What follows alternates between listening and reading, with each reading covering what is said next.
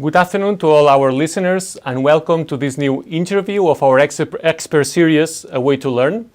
My name is Marc Badia. I'm a professor in the Accounting and Control Department at IESE Business School. I'm also the academic director for the first year of the MBA. And so, as a top academic institution, IESE Business School wants to be at the forefront of innovation in education. And we do this in two ways. One is obviously experimenting in the classroom and trying new technologies and new methodologies inside and outside of the classroom. And the second thing is engaging experts and business leaders who are shaping the future of education in a constant conversation and dialogue. And today we have one such leader. We have with us Deanna Raineri. Deanna is the chief academic strategist of Coursera. Coursera, as you know, is a technology-based education company, and many of you will know it because it's one of the global, it's the global actually leader in a platform in MOOCs, massive open online courses. And so Deanna, good morning in California, and thank you for joining us. Good morning, Mark. Good morning, everyone. Thank you for the opportunity to come and talk with you today. So I have to say that Deanna, even though Coursera has a recent history, basically, I think it was founded 2012, but Deanna she's not a newcomer in the world of education, actually, and education innovation. She actually has a very long and successful career, an academic career, I believe in chemistry and biochemistry. And then in the last few years before joining Coursera, she was the Associate Provost of Education Innovation in the University of Illinois at Urbana-Champaign. And so we are talking with an expert who has an inside view and a very privileged understanding of academia and the world of education and innovation in education. So, Deanna, before we get to specific questions, I wanted to ask you, for our audience, if you could explain what you do at Coursera and what is your role inside of the organization. Sure. Well, as you just mentioned, I am the chief academic strategist at Coursera. I work very closely with our university partners and also with some of our industry partners, helping them, getting them excited about offering their content on the platform and helping them to kind of reimagine their content, for a worldwide online audience. So we have, we offer courses on the platform, specializations, which are these grouping of courses. We also now offer fully online degrees, and we have a new product called Master Track certificates. And these came about through, discussions with our university partners and innovating with our university partners. And that's, right, primarily my role at Coursera, and also to go out and tell the world about Coursera and the great work that we do with our partners. Excellent. So, as I said before, Coursera was founded in 2012. Correct me if I'm wrong. That's correct. That's correct, right? And after these 6 years of experience, where do you think that Coursera and more in general online education has succeeded? What are the main achievements? Well, a number of achievements. I'll speak to a few of those that come to mind. One, we've expanded access to these online learning opportunities. We have more than 31 million learners currently on the platform. In addition to expanding access, we are helping those learners. In the latest learner outcome survey that we've conducted a couple of them. I think it was about 83% of the learners who said that they came to the platform for career benefits. In other words, to acquire knowledge and skills that would help them in their careers, either get a better job or a new job. So 83% of them said that they actually recognized benefits, which is huge. And I think it's something like 94% of those who came seeking education benefits, said that, they definitely recognized benefits. So we're helping a lot of learners. The other thing that we've done is we've demonstrated that there is significant demand for these online learning opportunities. And that's not only with all the people entering the workforce who haven't had, access to, these education opportunities. It's for our own graduates. At these top institutions, we do a fantastic job of preparing, students to enter the workforce. But in some of these disciplines, within, 6 months, a year, they're going to need to learn new skills.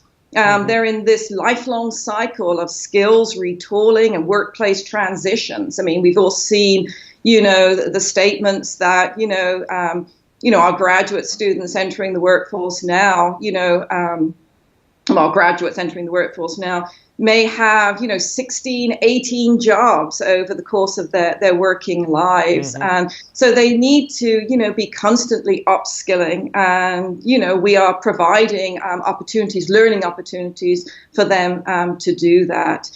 I believe we've also shown that it is possible to offer, a quality online education. We have worked with university partners to, build these great learning experiences online, mastery-based learning with authentic assessments, with live sessions. These are rich, engaging experiences. Actually, a couple of weeks ago, we had our annual partners conference, and one of the keynotes was a professor from the University of Illinois. He's the Dean Emeritus of the College of Business at the University of Illinois, but he's now an instructor in the IMBA, which is the first degree that, Coursera launched. And he had this great quote, and he said, they refer to it as distance education, but that's a misnomer. The students are right there in front of you. Right. And he uses this web-based conferencing software to connect with the learners, to offer these live sessions. And he feels a greater sense of connection to these students than he does actually in these very large classes that we teach on campus. And we hear that from the students as well. So I think we certainly have shown that we can offer this high quality online education. Actually, I have to tell you that I have experienced that in first person, because I developed a MOOC for Coursera on financial accounting. And, the thing works so well that now it's a requirement for all our MBA students before they come, so that we can level the play field. And the thing is that when they come to class, they already know me somehow because of the videos and all this interaction. And it's a very special experience, and actually I think it enhances even the classes in the classroom and the sessions in the classroom. And it helps me to start right away with discussion of cases. And so it's been a very positive experience. Yeah. That's fantastic to hear. And I do hear that from a lot of our MOOC instructors, our MOOC faculty. Right. The same thing. They just, that they feel far more connected to their online learners, but they're also taking these experiences and using it to enrich the residential experience. Right. Having their students go online and take some of this, some of this content and bringing some of it into the residential classroom. They just say that this is really a far better experience. Right. Which I think is great. I think the other thing that we've done, that we're very proud of is, we've worked with these top universities, like I said, to really help them reimagine their content and also their credentials in a way that creates more options for online learners. And so, for example, the degrees that we offer on the platform are unbundled. And so what we mean by that was we didn't just take a traditional degree and put it online. We looked at that degree, we worked with the faculty and said, is it possible to break this degree down into smaller chunks or pieces of learning, cohesive units of learning, but, can stand alone? And, the reason that I think that's really valuable is because, we serve primarily professional learners, and many of them have a degree already. But something that we're now teaching on campus, wasn't taught when they got their degree, but they see how it would really help them now in their career. So they want to come back and just access that one piece. Well, now they can do that with these unbundled degrees. They can come in and they can just access that one piece that wasn't taught when they got their degree. Sure. Yeah. And what's more, if they're successful, they can walk away with a valuable university credential that signals, to their employer or to a future employer, I acquired this knowledge and these new skills, that can help them in their career. Right. And it also helps other learners kind of get in there and think, I really want this degree, but can I be successful? Can I do this? They can get in, they can take a piece of it, kind of dip their toe in the water. And then, if they're successful, they can carry on going and then apply to the degree if they're admitted. All of that prior learning, those prior, grades get transferred into the degree. So this really is about access for a lot of learners. Right. So, I think, this is great. So after this long list of advantages, and yes. positive things, can I ask you the reverse question? I mean, is there any shortcomings in general, I would say, of online education, or failures that you have observed, and what have you learned from it? Yeah, that's a great question. I never say that we failed. What I do say is that we're still learning and we still have lots of work to do. For example, I've just said that, we've shown the world working with universities and with industry partners that we can really deliver a high quality learning experience online.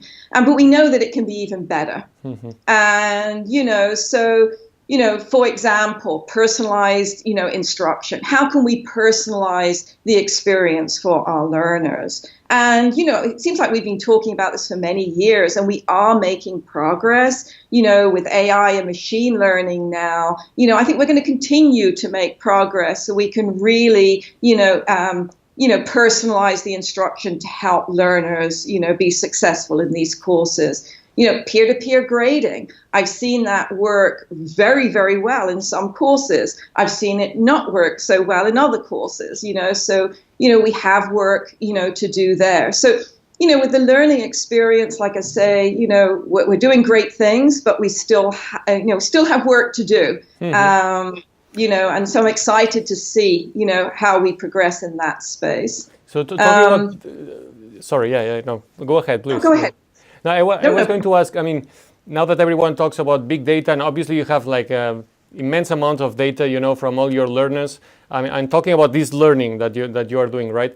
How do you leverage on this data and what kind of, could you give us like specific examples of things that you have improved or products that you have designed thanks to all the information you get from your learners? Oh, absolutely. So as you can imagine, we generate a lot of data. We also, conduct, learner surveys, get a lot of feedback, from learners.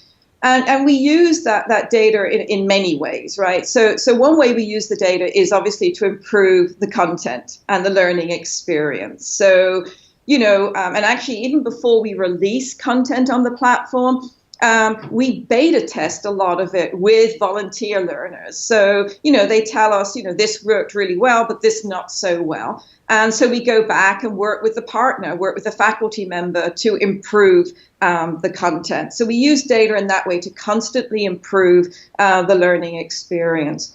We also, use sort of the search data. So we know what is it our learners want? What kind of content are they looking for? And, so that informs the type of content that we, ask our partners for. We have a lot of learners, who are obviously looking for content, data science. A huge, emerging, exploding field. A lot of our learners coming in and looking for different applications of data science, for example. So we use data to inform what types of content, to put on the platform. And we use, data, to help learners who come in. We now have a lot of content on the platform, and it can be confusing for a learner, who comes in and says, well, I want to get to this place in my career, but I don't know exactly what content or what skills will help me get there. And so we use, a lot of data to help those learners, learners who, took this also, took this other, content, or, if you want a career in this field, here's the type of content that you should, you should take. So using data in many, many different ways. Right.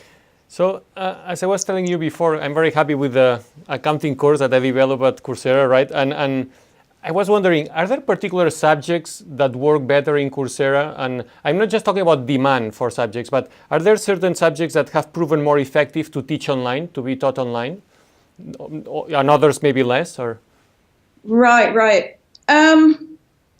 It's true that a lot of the sort of platform development, a lot of the tools development that we've seen in the online space has been, to support the STEM disciplines, right? Mm-hmm. Science, technology, engineering, math, which actually lend themselves very well to the online environment. Mm-hmm. But, that said, I've seen courses taught very successfully across all of the domain areas. Some of our most popular courses are in some disciplinary areas that people felt were very difficult to teach online. So mm-hmm. I think it's possible to teach, almost everything effectively online. I will say that, sometimes, though, it just means thinking about ways to do things differently. Mm-hmm. You can't always take what you do in the classroom and do it exactly the same way online. Mm-hmm. So it's being open to different ways of doing things, really taking advantage of the online medium, to figure out different ways, to deliver certain content, to deliver certain exercises or experiences. And actually, I can give you an example there. I've been working with a number of partners over the past, year, as we bring more and more content online, especially in the degree space, there are certain research experiences, for example, and, where, it took us a while to figure out, okay, how can we do this effectively online, and sat down, and we do have pedagogy specialists here at Coursera who worked very closely with the faculty and came up with some new ways to, think about how you deliver these experiences online. And actually, it's gone so well that, the partner's gone back and is rethinking how they do this same, deliver this same experience in the residential, right. Environment, based on the way we're doing things online now. Mm-hmm. So, I think, yes, there are ways to do things, although sometimes we just have to do it a little bit differently. Right. So, I guess that you started first with single courses, and then I saw later that you developed all these specializations with 4 or 5 courses with a common topic, basically. Then now, you're offering already like master degrees somehow, right, online? And so my question is, where do you think that the growth in online courses will take place in the future, and what do you see? What other products do you see coming? Like a full college degree, basically, or you're not going that way? So, I think there's going to continue to be significant growth, in, online content. We're going to see a lot more content going online. And I do think we're going to see many more degrees going online. And that's both, fully online masters. I also think we're going to see more bachelor's programs going fully online, to meet the demand. We're turning away, thousands of otherwise qualified applicants, every year that we can't accommodate in these programs. So I certainly think we're going to see a lot more just content going online in general. I think we're actually going to see more blending of university and industry content. The two coming together. Universities covering, a lot of the foundational content, industry bringing in, a lot of here are the skills that you need, to know now, in the industry. So I think we'll see a lot more blending, like I say, of university and industry content. Maybe we'll even see some blended degrees. Right. I think that's probably on the horizon. Other kind of trends. I think we're going to see far more blending of the residential experience. We already know, flipped classrooms are happening everywhere, right. Where, like you said, professors are bringing, some of their online content into the residential classroom. But I think we're going to go further than that. I think we're going to see, more, residential students being able to take some of their courses fully online, some, face-to-face, but some fully online. So I think we're going to see, more blending of those experiences. Right. Now, so yeah. I have actually I have a question here from the audience related to the metrics that you use to measure the success basically of learners in your programs, and probably the question goes a little bit beyond what it is, let's say, just to pass certain exams or get the certificate. Here, someone in the public asking, well, sometimes I pay for some courses, for some others I'm just an auditor and I'm interested in listening and learning. I mean, do you have some metrics even beyond the courses about the success of people maybe in their professional careers, and how successful and how it works to have those certificates, maybe that to signal the market that you have certain knowledge? Do you have maybe certain information from companies saying, we find this valuable and we are using this for our companies, for our training? Maybe it's a vague question, but at the end of the day, it's, how do you measure the success of these programs, of these courses, even beyond the exams, I mean... Right. No, that's actually an excellent question. So I'm going to give you multiple answers because this was, a big question, right? So the first... response goes to, do we have any indication that employers are recognizing, the credentials from that online learners are getting, right, from taking these MOOCs? And actually, I can't remember exactly the study, but I know that there was a study or some research that looked at this, and I know there was a report about the hiring of software engineers where the employers reported that the MOOC certification, which was probably a co-branded certificate, was a better indicator of success of those candidates on the job than actually their transcript, their university transcript. And I think that spoke to, there had been a lot of changes, a lot of growth in the field, and it showed that certificate showed that they had gone online and taken some of the latest content that was teaching those new skills or that new knowledge. Right. So certainly there are studies, to indicate that employers are taking those certifications seriously. That the co-branded certificates, are the second most cited certification on LinkedIn. So clearly, our learners feel that these do signal, do send a message to employers that's valued. So I think that also to that. In terms of, but I also want to get back a little bit to how do we measure success? And the reason why I think that's just an excellent question, okay? Because we all, the initial press on MOOCs are, the retention numbers are terrible.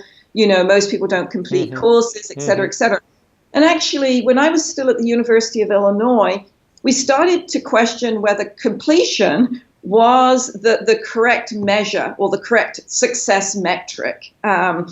Because we didn't know what learners were hoping to accomplish when they were taking these MOOC courses. What were their goals? And so we delivered a survey to a large number of learners and, kind of asked them, what are your goals? What is it you're hoping to accomplish by taking these courses?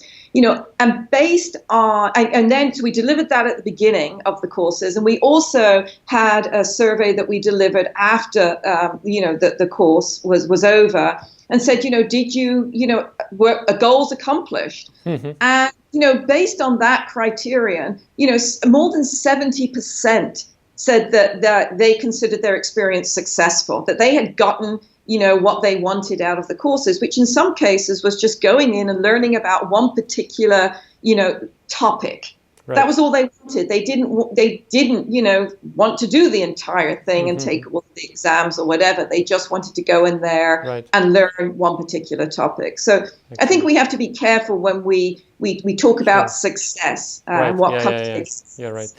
So, Deanna, we are running out of time. We have 5 minutes left. And I have one last question for you. And, you've spent a number of years, good part of your career in a brick and mortar university, right? So what do you think is going to be the role of traditional universities in this new environment, basically, with online education? Oh, I mean, they're going to be leading the charge. I mean, none of this would be possible without universities. And, universities recognize that, learning doesn't stop, when their students leave campus, that now it is a cycle of lifelong learning. Right. And the universities will be a part of that. Universities now will continue to help not only their own students, their alums, but learners around the world, to get the learning that they need to be successful in their lives. Well, thank you for that message, because it's encouraging for me, being here in a brick and mortar university, but every time with more blended programs, as you said before, and so trying to incorporate all these new technologies. So, well, thank you so much, Deanna, for joining us today in this conversation. And I wish you all sorts of success in this mission to, spread education all over the world and make high-quality education to all sorts of people everywhere. So, and to our listeners, thank you so much also for joining. We have one interview left on April 20th, and you just have to follow our Crowdcast channel just to be informed. So thank you so much, and goodbye. Thank you, everyone. Thank you for the opportunity. Thank you.